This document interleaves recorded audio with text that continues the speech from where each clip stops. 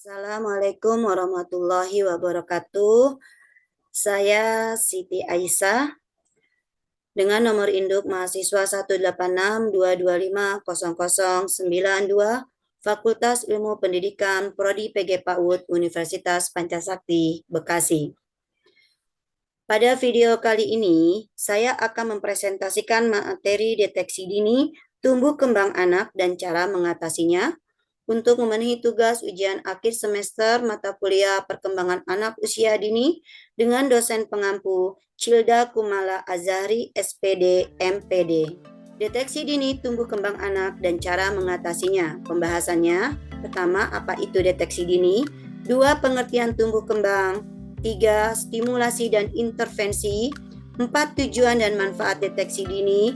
5. Gangguan tumbuh kembang yang sering ditemukan. 6. Cara mengatasi permasalahan tumbuh kembang anak. Dan terakhir 7. Penyebab gangguan tumbuh kembang anak. Yang pertama, pembahasannya adalah apa itu deteksi dini. Deteksi dini adalah kegiatan untuk menemukan secara dini adanya potensi dan hambatan pertumbuhan dan perkembangan pada anak usia dini. 2. Pengertian tumbuh kembang. Pertumbuhan. Pertumbuhan berasal dari kata tumbuh yang artinya proses bertambahnya ukuran berbagai fisik seorang anak disebabkan karena peningkatan ukuran sel organ yang terkait seperti berat badan, tinggi badan, lingkar kepala, tumbuh dan tanggalnya gigi susu, dan lain-lain. Perkembangan. Perkembangan merupakan semakin bertambahnya kemampuan atau skill dalam membentuk sebuah struktur di mana fungsi tubuh yang bisa lebih kompleks sehingga pola yang teratur dan dapat diramalkan sebagai hasil dari sebuah proses pematangan perkembangan anak, seperti bertambahnya kemampuan sensorik seperti mendengar, melihat, meraba, merasa, dan mencium. Motorik, gerakan motorik halus dan motorik kasar. Kognitif, pengetahuan, kecerdasan, komunikasi, bahasa dan bicara, religius, sosial emosional, dan kreativitas. 3. Stimulasi dan intervensi. Pembahasannya adalah stimulasi. Stimulasi adalah pemberian rangsangan pendidikan yang diberikan untuk mencapai kompetensi sikap, pengetahuan dan keterampilan bagi anak usia dari lahir sampai 6 tahun agar dapat tumbuh berkembang secara optimal. Macam-macam stimulasi. Yang pertama, motorik atau locomotion, motorik kasar, halus dan vestibular. Kedua, kognitif, intelijensia, kreativitas.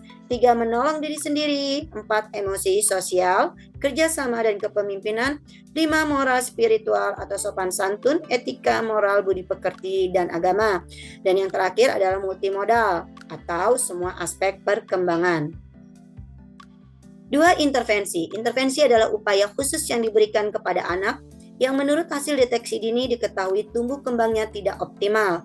Serangkaian upaya khusus dilakukan untuk mengoreksi, memperbaiki, dan mengatasi hambatan tumbuh kembang agar anak dapat tumbuh kembang secara optimal sesuai dengan potensinya. 4. Tujuan dan manfaat deteksi dini. Tujuan deteksi dini. Pertama, memberikan pemahaman kepada pendidik tentang perlunya deteksi dini pada anak dan cara melakukannya. 2. Hasil deteksi tumbuh kembang anak bertujuan sebagai dasar untuk memberikan stimulasi dan intervensi yang tepat sesuai dengan kebutuhan anak. Manfaat deteksi dini. Teknik deteksi dini untuk mengetahui penyimpangan tumbuh kembang anak secara dini, sehingga upaya pencegahan, upaya stimulasi, dan upaya penyembuhan serta pemulihan dapat diberikan dengan indikasi yang tepat. 5. Gangguan tumbuh kembang yang sering ditemukan. Menurut Nurdiati, ada beberapa gangguan tumbuh kembang yang sering ditemukan, yaitu 1. Gangguan bicara dan bahasa, 2. Cerebral palsy, 3. Down syndrome, 4. Perawakan pendek, 5. Gangguan autisme, dan yang ke-6 terlambat berjalan. Cara mengatasi permasalahan tumbuh kembang anak. Yang pertama, gangguan bicara. Cara mengatasinya, orang tua bisa terus merangsang dan menstimulasi anak untuk latihan berbicara atau melakukan terapi wicara dengan ahlinya jika memang diperlukan. Kedua, cerebral palsy. Cara mengatasinya adalah cerebral palsy merupakan jenis gangguan yang tidak dapat disembuhkan tapi dapat ditangani dengan memperkenalkan beberapa kegiatan agar anak bisa tumbuh mandiri. Ada juga alat yang bisa digunakan untuk membantu kemampuan fisiknya untuk berdiri, berjalan, dan lainnya. Ketiga, Down syndrome. Dan sindrom juga tidak dapat disembuhkan dan ditangani, tapi anak bisa mendapatkan terapi untuk membuatnya memiliki berbagai macam keterampilan. Kesehatan organnya pun perlu diperiksa secara rutin untuk menjaganya tetap sehat. Keempat, perawakan pendek. Tidak ada cara untuk menangani gangguan perawakan pendek, sehingga anak harus diterapi sejak dini. Namun untuk mencegahnya, penuhi nutrisi si kecil dengan asupan tinggi kalsium dan 9 asam amino esensial yang lengkap. 6. Gangguan autisme. 5. Gangguan autisme. Cara mengatasinya adalah membawa anak ke dokter agar dapat diberikan tindak lanjut. Biasanya akan diberikan terapi untuk meningkatkan kemampuan bicara, komunikasi, dan untuk mengendalikan tingkah lakunya. Dan yang terakhir adalah gangguan terlambat berjalan. Cara mengatasinya, ajak anak untuk lebih rajin bergerak, berikan stimulasi pada otot kakinya. 7 penyebab gangguan tumbuh kembang anak, yaitu 1. Dari faktor keturunan, 2. Kurang mendapatkan nutrisi, 3. Masalah pertumbuhan konstitusional, 4. Kegagalan pertumbuhan, 5. Menderita penyakit dan kelainan, dan yang keenam adalah gangguan sistem hormon.